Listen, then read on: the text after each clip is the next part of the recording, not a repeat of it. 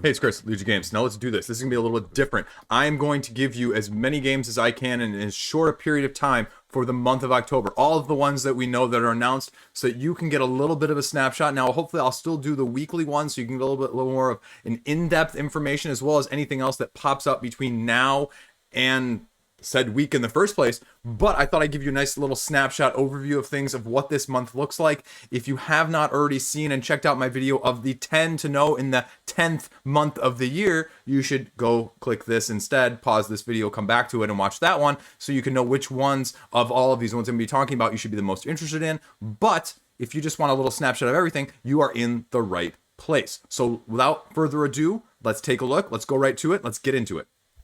First up, we have Demon Castle Mononoke. This is launching on the 1st. This is a semi-cooperative blind bidding game with, it's sort of reminiscent of a little bit of Secret Information where you are essentially one of these heroes on this cursed tower and you're taking watch overnight.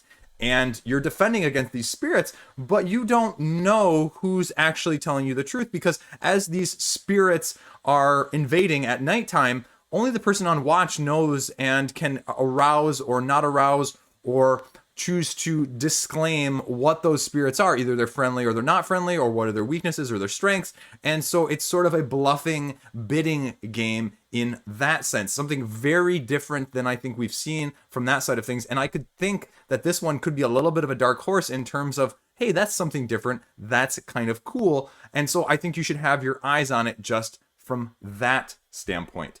Now, the next one up is Roll Camera B, the filmmaking board game, and this is the expansion for this because the original game came out previously. And so what you're doing is you're taking, a behind the scenes production role of whatever you want to do, director, producer, or star, as they say, writing your script, storyboard, assembling your dice crew because this is a dice worker placement game, and completing 5 scenes before, everything, including time and money, runs out.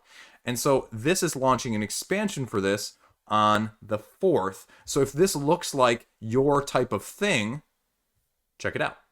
Next up, we have Don't Go In There, which is sort of a press your luck game also launching on the 4th, where you are going into this cursed house and you need to find a way to break it while sort of breaking into stuff. Now, the description gives you a little bit different on the Board Game Geek.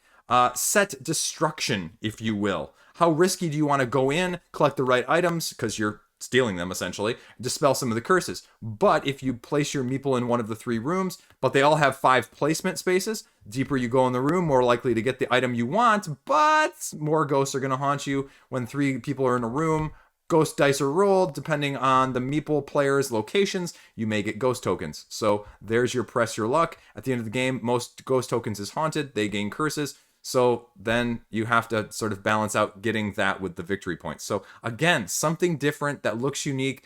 2 to 4 player count. So we'll see what it looks like when it launches on the 4th. Now, next up on October 4th, this is Meridian Empire in Space. This is sort of a spacefaring, as self-described medium weight style game. Different ways to win, different routes of victory, going to be making alliances, going to be dealing with new threats that pop up on the board. So tactics and strategy from that side of things. They have a very nice diagram of how to play, just in terms of little pictures on the website, which I hope they actually show on the Kickstarter page itself. Tells you how the energy is produced and ways that you can store it. Then it breaks it down into taking a turn, what you're going to be doing in terms of moving your ship, paying the cost to colonize, and then building your empire based on how much you have. And then how the combat actually goes, attacking, defending, each side taking damage, paying the cost to actually, attack in the first place, and sort of rinse and repeat. They give a full rule set right here. Interestingly enough, now I'm going to put this out to you guys as people watching on YouTube. Do you guys actually look at Instagram? Because they have a whole forum thread on reviews sent out to people on Instagram. So I'm just kind of curious. I don't use Instagram, but I'm kind of curious to see what people use apart from this medium. So there you go. Launching on the 4th. That is Meridian Empire in Space. Next up, we have Fractal. Fractal Beyond the Void. This is launching on the 5th. My video will hopefully be coming out next week on that date as well. And so then it's going to be, head-to-head with Voidfall. It is a 4X of a different type with different mechanics, with different aspects, with 6 asymmetric factions in the box. Combat is different. Upgrades are different. Each faction has 3 different ways that they are unique apart from the other factions, so it's not just one thing. Now, the interesting asymmetric in terms of how you're upgrading your skills and your actions, if you will, can be done in different ways. So again, it's another way that you can set yourself apart. It sort of has the Spirit Island Scythe vibe, where you're unlocking these skills and increasing their efficiency as you go based on how you proceed. There is also going to be a campaign aspect of this that's going to include modules. And again, it's got a little bit of everything on that side. The aesthetic, is beautiful. That goes without saying. But it's going to be interesting to see how this does and how this fares as less of a strictly Euro game than Voidfall is. Obviously, Voidfall is the one with all the hype, but this one is also going to be going for hearts and minds and dollars just from that side of things. So they have their own website set up. You can see a little bit of everything that's going to entail from that side of things. And there's tons of designer diaries and aspects to the game already on Board Game Geek. So if you're interested, check it out when it launches on the 5th.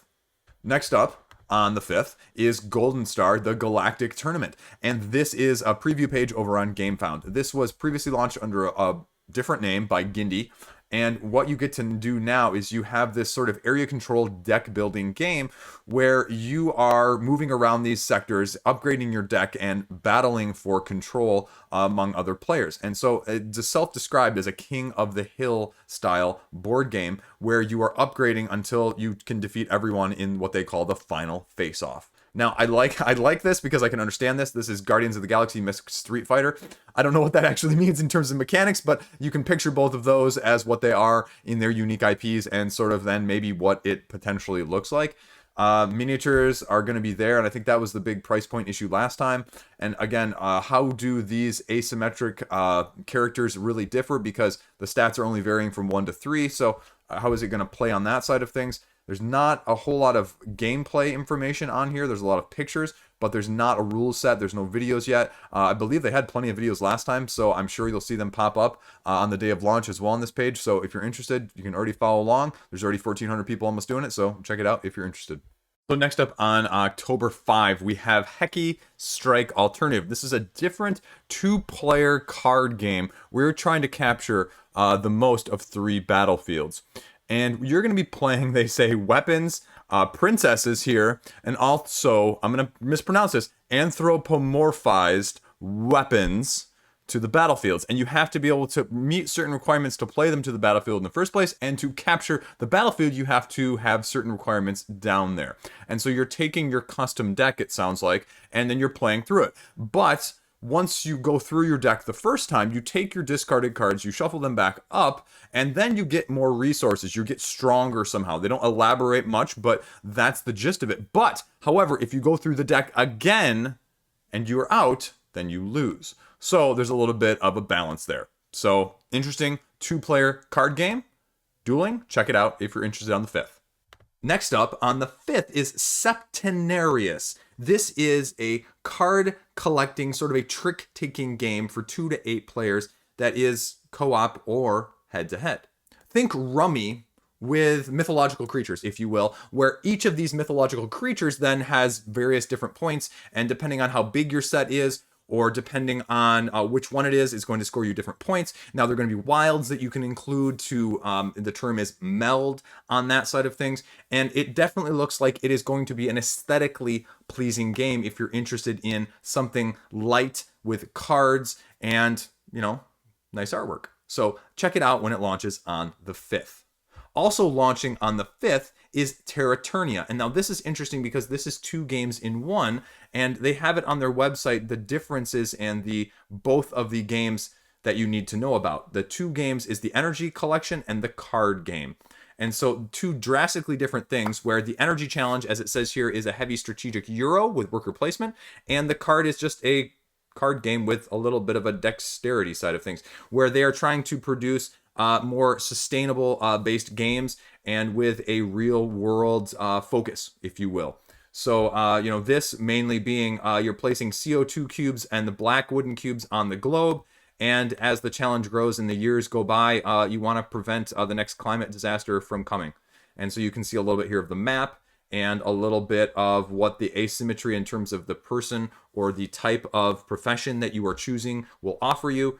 So it gives you a little bit of variety just from that side already. So what you're going to be doing, and just a more economic and globally friendly game in that sense, a little globally conscientious, if you will. So again, a different take on the worker placement, launching on the 5th.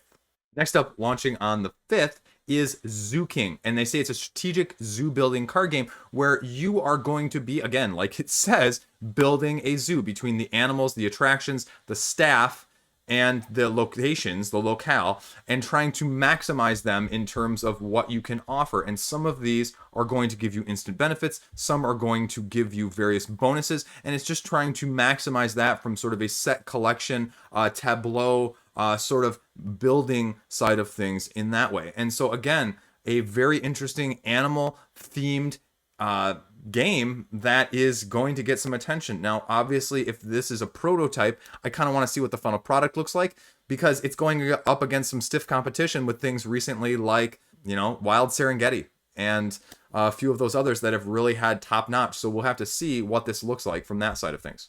Now, next up is Magical Friends and How to Summon Them, also launching on the 5th. This is another unique 2 to 4 player game where you are literally trying to summon your friends to the tavern, and the person who can do that the most over 8 rounds wins.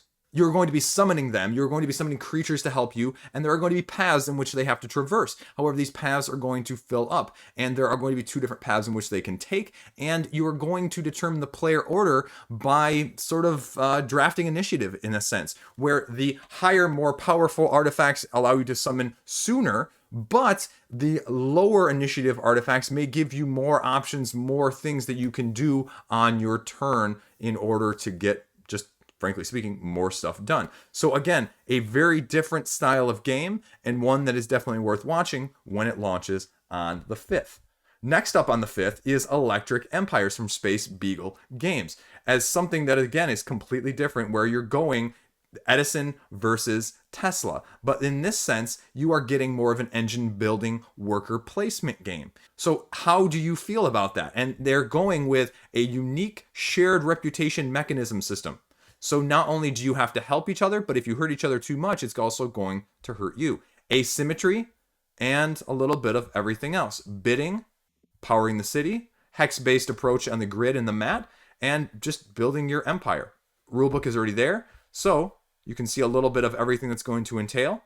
Check it out when it launches on the 5th.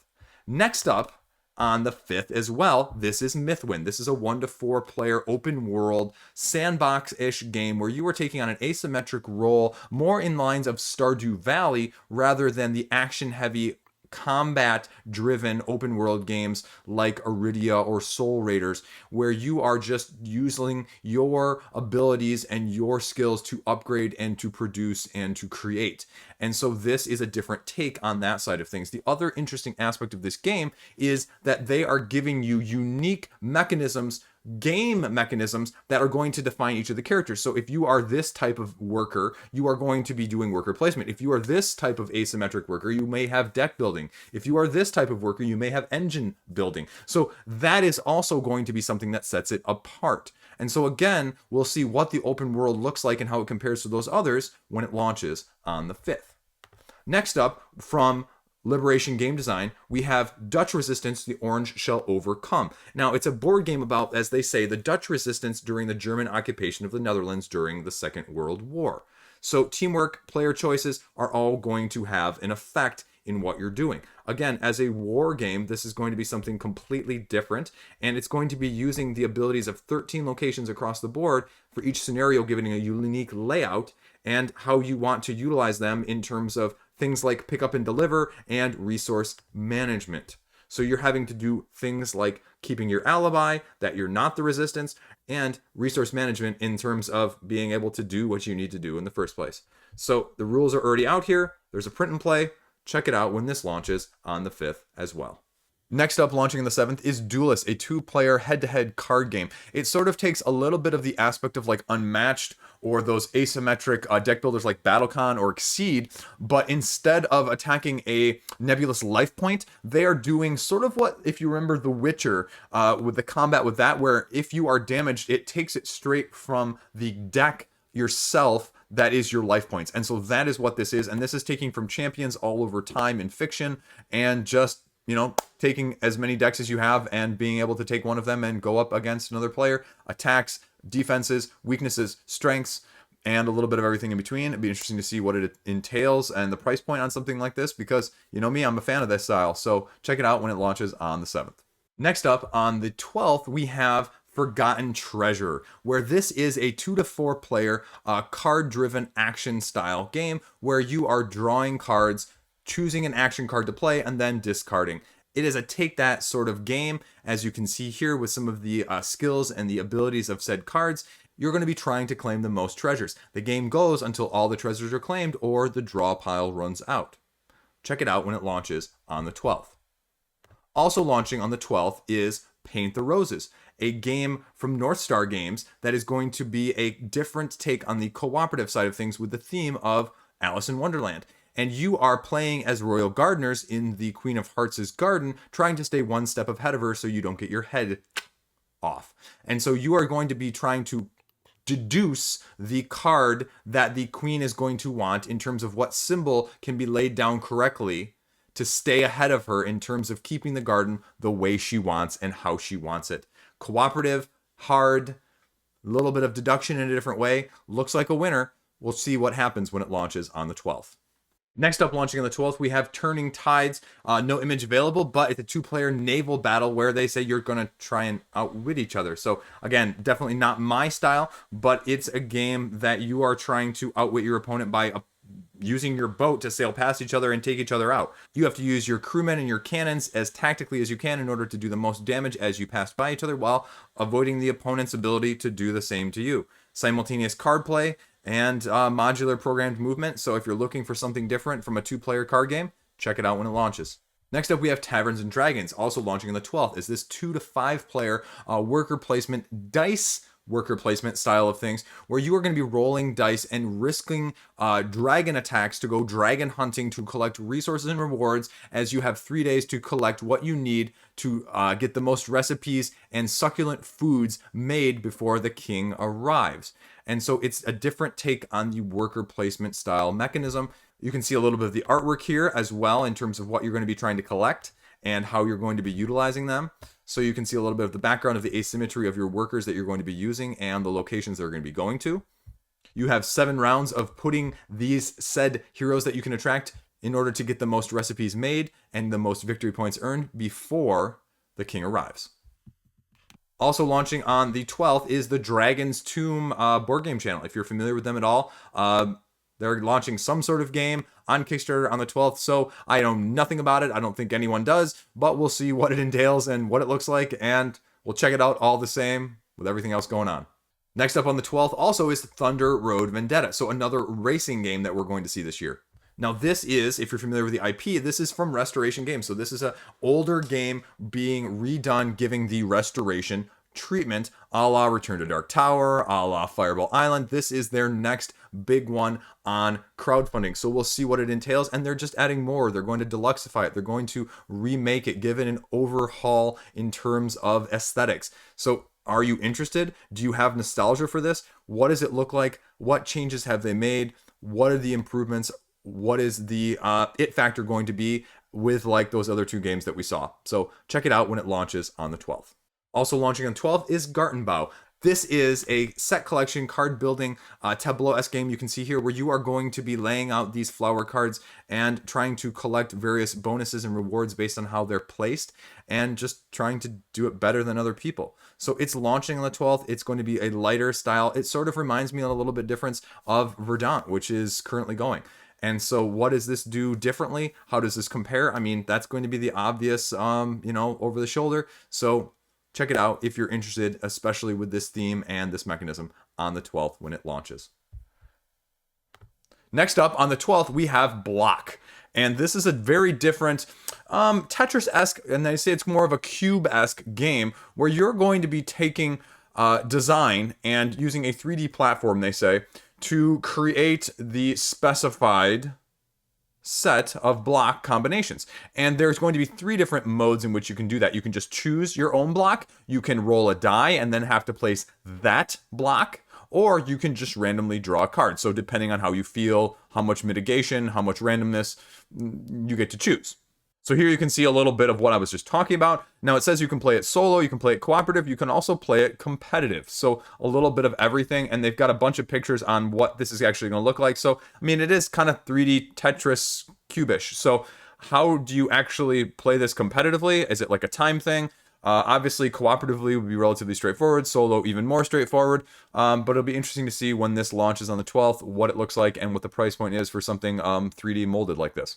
Next up on the 13th is Bardwood Grove. Now this is the next game from Final Frontier, which is the next game in the Five Realms universe, where they have set Rise to Nobility, as well as the more recent Merchant's Cove, the asymmetric faction-based worker placement style game. Now this one is going to be different. This one is going to use decks that you're going to upgrade as you are a type of bard to your choosing, and you are going to be upgrading their abilities in order to create combos on this, what they call a song tableau, where you are playing cards and picking 2 cards per turn and choosing to play one for an immediate effect, another to add to your tableau to give you an ongoing combo chain of events that you can utilize to the best of your ability. So this one has me very intrigued as a person who did not see the other 2 games as, you know, something that was of their ilk. So I'm very interested to see what this looks like when it launches on the 13th. Next up on the 14th, we have Curiousity, which is this cooperative deck building game of cat-themed catacomb explorers of dungeon crawling. 3 game modes of campaign, arena, and arcade, all with just what you would think. The arcade mode being just your randomly generated scenario, campaign being a campaign, and the arena being more of your head-to-head. So again, cat-themed, deck building. What is it going to look like? What does it entail? Not much information, but if you're interested, check it out when it launches on the 14th. Next up, launching on the 19th on Gamefound, is Pachamama. And this is a game where you are taking more of the Andean-themed crops and farmers side of things and trying to maximize how you can utilize the worker placement side of things to get the most and best crop situation. And so you can see a little bit of information already on this campaign page about what it entails. And they are saying already 1 to 4 players, competitive, solo, deduction, exploration. So a little bit of everything. These are by the people who also made Magic Maze and Dive, if you're familiar with those. It's going to be interesting because they've already got the rulebook out here. You're going to be seeing this wheel in terms of how the scenarios are going to be playing out. You have the options for shorter scenarios as well as longer scenarios. And the aesthetic is beautiful to look at already. So we'll kind of see. There's not a whole lot of other information on how it actually plays, but I'm sure there will be tons of videos by the time it launches on the 19th.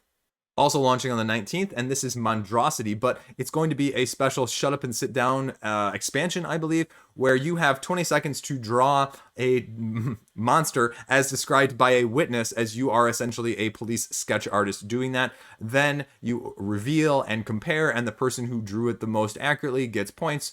Most points wins. So if that looks like fun to you, you should check it out when the Unusual Suspects Shut Up and Sit Down expansion launches on the 19th. Now, next up we have as an unknown date, but supposedly also launching sometime in October, we have Circadians Chaos Order. This is from the well-pedigreed minds of Garphill Games, who you may know from the West Kingdom trilogy. And this is an asymmetric area control 6-faction type game that is trying to take control of 6 artifacts in the middle of the map while, conquering everything else too at the same time. It's going to be significant asymmetry, as we have seen in other games of this similar ilk. And you get a little bit of a taste of everything in terms of how you're going to be interacting and the how much take that you're going to have to worry about as an area control game in the first place. This has absolutely nothing to do with the other game from Garphill Games with the first Circadians, because the mechanisms in this one are completely different from the previous. Next up, launching on the 19th, is Senjutsu Battle for Japan. Now, this is a 1 to 4 player deck construction-ish samurai battling game. You can check out the preview page right over here, and already almost 3,700 people following us, which is, relatively insane for how little I knew about it prior to this. Now, the interesting thing you need to know, now they say deck crafting here, deck construction on Board Game Geek, but I believe it is more of the deck crafting as you're playing it, not like a pre-built deck that you're going into the game with. So that's important to know. And it's a dueling game. It reminds me a little bit more of like Street Fighter-esque in the fact that you have this deck and you're drawing cards and then you're choosing one to play face down. There's an initiative and you're 3D positioning your miniature on the battlefield, and then you reveal the cards and you go. First one to get 5 wounds is out, and last one standing is going to win. Definitely be interested in this when it launches, so check it out on the 19th.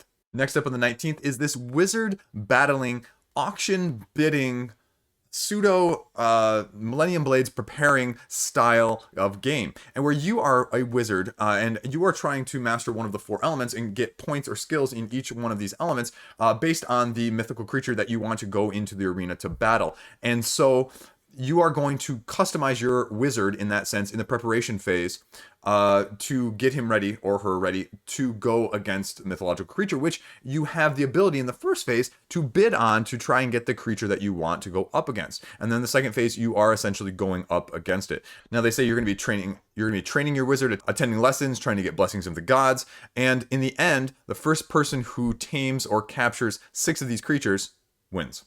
So check it out when it launches on the 19th. Next up, launching on the 26th, is a game called The Hand of Destiny. This is a 1-player solo game that says no table required, where you are going to be going up against mythological creatures with your deck of cards and trying to defeat them.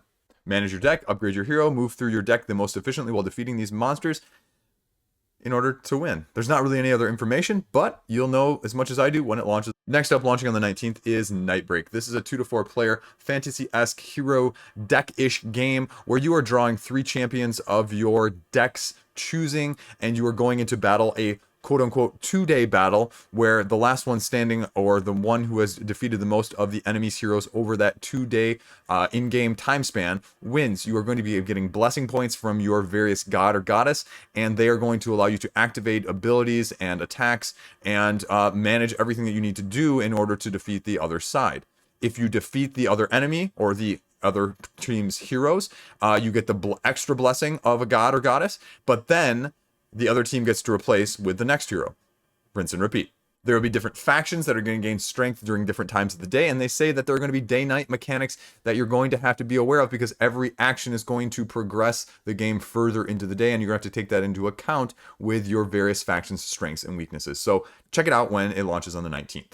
Next up on the 19th is Steam Up, a feast of dim sum.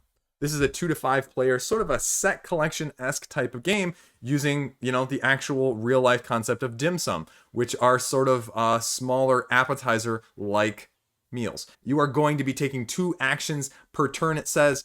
Actions include gaining the food tokens, spending them within the feast zone, and playing the fortune cards to benefit or affect your opponents. And starting in the second round, you get fate to trigger an event that may affect everybody. You play until a specific number are purchased or the fate deck is emptied, and then based on your set collection and your variable player powers, you see who scores the most points. So again, something different, unique theme. Check it out when it launches on the 19th.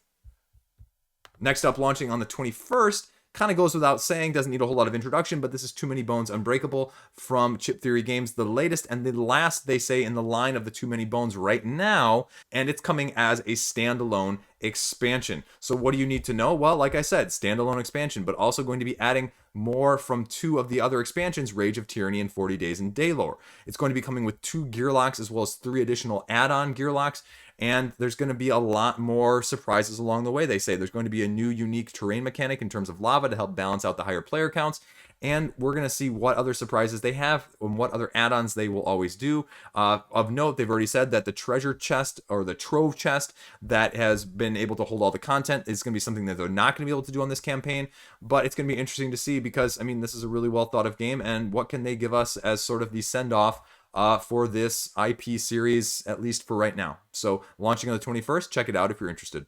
Next up, launching on the 20th, we have the game called Hamsters versus Hippos.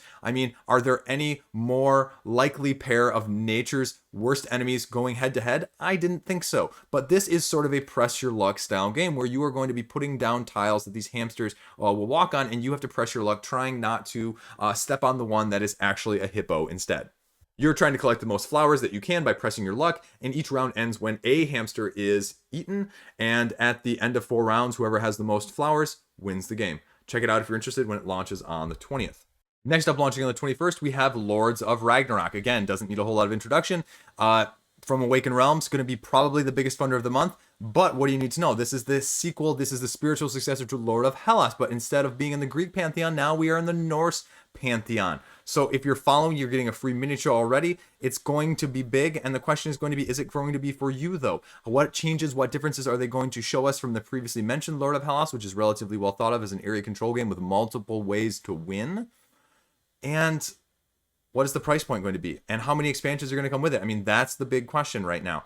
And we're going to see a lot of more information, I'm guessing, as the time comes closer. And you can see already that, I mean, there's probably going to be an expansion core box that's going to go with things as well. So again, it's going to be very interesting to see what this looks like, what improvements they've made, how are they making this a game where, as opposed to a lot of sequel expansions, like, you need one or the other instead of I want both on my shelf. And that's going to be the biggest question of how they do that and how they incorporate that. And especially as someone who is not a big area control fan, I mean, I'm going to be watching very, very closely to see what they do and how they unfold things. So this is going to be really exciting. It's going to be really interesting. It's going to make a lot of waves. And so if you want to check it out, you can already start following on the Gamefound page. It's launching on the 21st. Next up, we have on the 21st, also Somewhere Under the Rainbow. Now, this is something completely different, words I never thought I'd be saying on a board game channel. And I'm just going to go straight from the quote here so you can see it. You have 3 actions that you can choose from and do in whatever order. You have the ability to either gather unicorn poop or visit the village. You're going to be either trading these tokens in, these poop tokens, for glitter cubes by depositing at least 2 of the same color into the rainbow maker. The more you get, the more you deposit, the more you receive in return. Then you can use those cubes to buy ingredients from the market. You can use also your ingredients to create food of a specific color to feed the unicorn to then, well, you know, do its business. And so again, different take, different aesthetic, different gameplay, sort of, as they say, pattern recognition, engine building a little bit in that sense, action selection. You're building rainbows in a completely different, unique way, but that is Somewhere Under the Rainbow. Next up is Faction Fighters on the 25th. This is a 2-player game with 4 locations that you're going to be playing at, and you play 1 fighter down per round, and you are going to be trying to amass the most amount of points from a fighter standpoint in an area at the end of the game in each of the 4 areas. You are potentially drafting from a number of 15 different factions at the beginning of the game to make up your pool, and then you are playing them one by one as the game goes on. Very interesting concept. Let's see it in execution. Artwork is there too. So we'll see when it launches and what it entails and price point wise and everything else on the 25th. Next up on the 26th, we have Resident Evil 1. We did 2, we did 3, and now we're going back to 1. Steamforged Games has announced that this is going to be their next campaign launching on that date. Not a lot of details, but survival horror game, introduced a whole new semi-ish genre to that side of things. Steamforged has had a couple recent hits with Monster Hunter and Bard Song. So, I mean, this is a little bit more established in that sense that there's obviously going to be some similar mechanisms, similar mechanics of how the Resident Evil side of things is going to play. Are people interested in this? I have no idea. I mean, the horror side of things has never been of interest to me, but 2 and 3 have been relatively well received, I believe. So we'll see what they can do with 1. We'll see as the details come out. If it's anything like the last 2 campaigns where they've had a lot more information out well in advance of the campaign, hopefully we'll have a good sense of what it looks like, what it's going to entail, what the pledge levels are even before the 26th. But if you're interested, check it out. Next up on the 26th, Beast of Gevaudan. If I'm pronouncing that correctly, I'm probably not. But let's talk about it anyway. This is a very interesting take on the social deduction game. This is based on, they say, on historical events where there was a beast roaming the countryside and killing things, people, whatever else. Back in French history, the novel mechanic, they say, is going to be the beast, which can be one of 24 different options, and it's your job to deduce what it is while casting influence over your fellow competitors who also may have come with less than noble intentions in trying to figure out what the beast is in the first place. You're going to have a secret agenda, you're going to have a secret plot, and you're going to be all the time trying to spin your master web better than the other person while still figuring out what the beast is in the first place. Definitely look interesting, definitely a different vibe and a different twist if this mechanic holds up. So check it out when it launches on the 26th. Also launching on the 26th, we have Iron Forest. Now, this is from Brain Games. You may know them and be familiar with them from their other hit, Ice Cool. This is the next level up, they say, in terms of dexterity flicking style of games. So in case it's not clear about this picture, you're playing as a mech. And when I say level up, I literally mean level up, because here is the actual box within a box style that Ice Cool is sort of known for. And you're going to be playing over several different scenarios to make up a campaign with your mech doing various actions and activities and trying to achieve various things. And so it's going to be very interesting to see what this actually entails and what this looks like. You can see a little bit of the asymmetric mechs here in the first place. And so it's going to be super interesting. As someone who's not a huge fan of this, this is going to be a temptation regardless of your opinions. So launching on the 26th, check it out when it launches. Next up, launching on the 26th, we have Megapulse Hyperdrive, which is a completely different F-Zero-esque, if you're familiar with that video game IP, type of board game now, a racing game done in a completely different way, where there is less focus on the gear shifting and more of the speeding, racing, take that side of things with a completely different side of mechanics. And it's going to be really interesting to see, because I don't think there's a whole lot else out there like that in terms of asymmetry and interactions in terms of a racing game. So again, the question is just going to be with something like this, what is the price point going to look like? How customizable and how different are the maps and the turns, and what can you do there? How different are the drivers in terms of the asymmetry, in terms of the weapons and the interactions and the mechanics? So it's going to be interesting to see when it does launch on the 26th and what it looks like as a final product.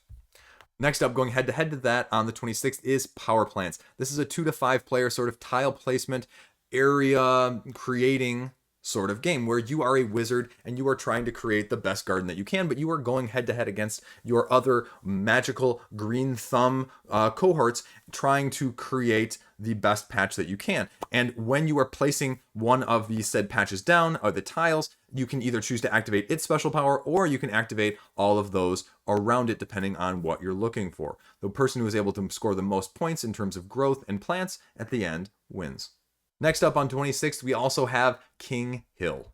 Now this is something completely different. This is a 1 to 2 player sort of head-to-head battler via the use of worker placement. So it's something that we really haven't seen from a 1 to 2 side of player count.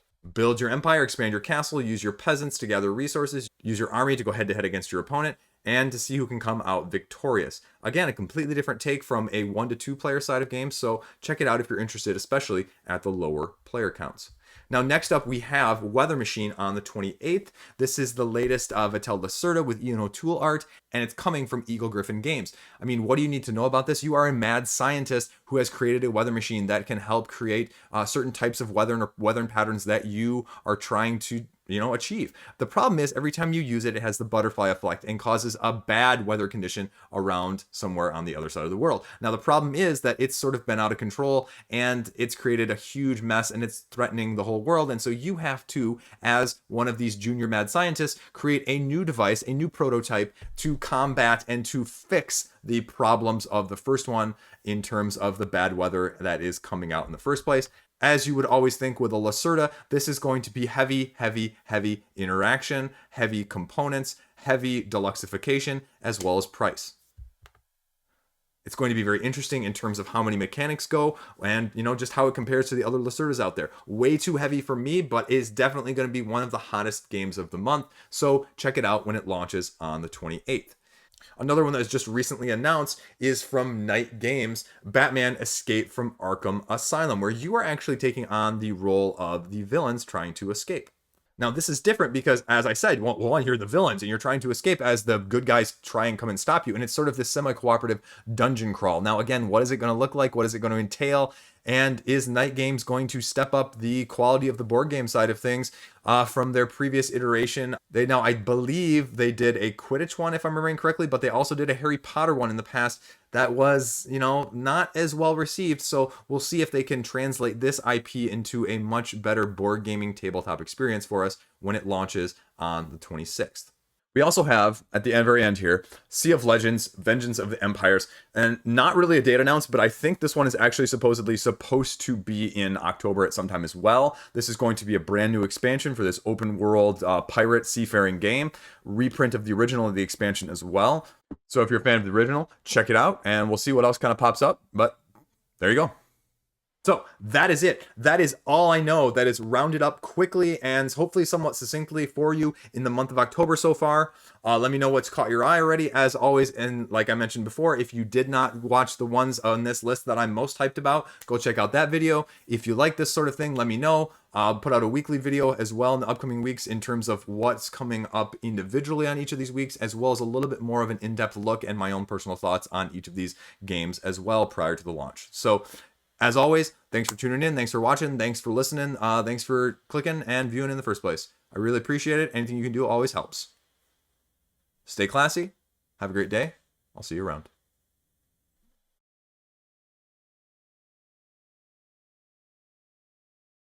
And it's coming from Eagle if